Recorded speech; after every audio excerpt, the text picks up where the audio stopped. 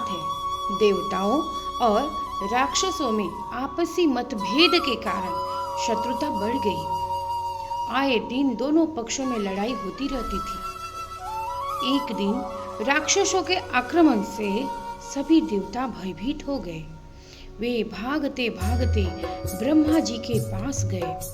ब्रह्मा जी की राय से सभी लोग जगत गुरु की शरण में जाकर प्रार्थना करने लगे।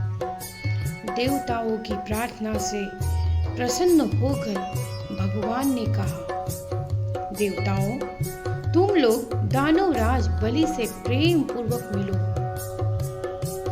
उनको ही अपना नेता मानकर समुद्र मंथन की तैयारी करो। समुद्र मंथन के अंत में अमृत निकलेगा, उसे पीकर तुम लोग अमर हो जाओ। यह कहकर भगवान अंतर्धान हो गए। इसके बाद देवताओं ने बलि को नेता मानकर वासुकी नाग को रस्सी और मंदराचल को मथानी बनकर समुद्र मंथन शुरू कर दिया।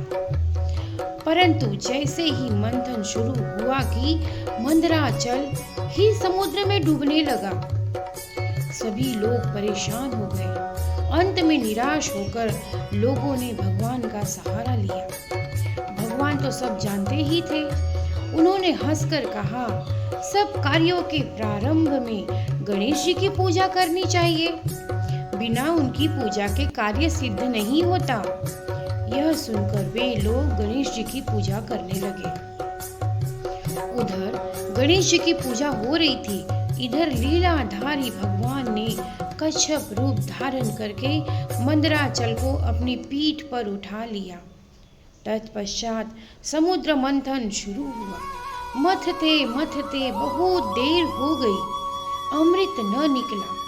तब भगवान ने सहस्त्र बाहु होकर स्वयं ही दोनों तरफ से मथना प्रारंभ किया।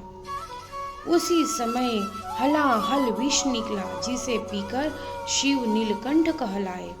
इसी प्रकार कामधेनु, उच्च श्रेवा नामक घोड़ा, ऐरावत हाथी, कौस्तुभ मणि, कल्प वृक्ष, अप्सराएं, भगवती लक्ष्मी, वारुणी धनुष, चंद्रमा, धन्वंतरी और अंत में अमृत निकला। अमृत के लिए देवता और दानव दोनों झगड़ने लगे। तब भगवान ने अपनी लीला से अमृत देवता को ही दे दिया। अमृत पीकर देवता लोग अमर हो गए। वे युद्ध में विजयी हुए। विजयी देवता बार बार कश्यप भगवान की स्तुति करने लगे। उनकी स्थिति से प्रसन्न होकर भगवान ने कहा, देवताओं, जो लोग भगवान के आश्रित होकर कर्म करते हैं वे ही देवता कहलाते हैं। उन्हें ही सच्ची सुख, शांति और अमृत या अमृत तत्व की प्राप्ति होती है। किंतु जो अभिमान के सहारे कर्म करते हैं उन्हें कभी भी अमृत की प्राप्ति नहीं हो सकती। यह कहकर भगवान कश्यप अंतर्धान हो गए। भक्तों के परम हितैषी कश्यप भगवान को हम सब नमस्कार करते हैं।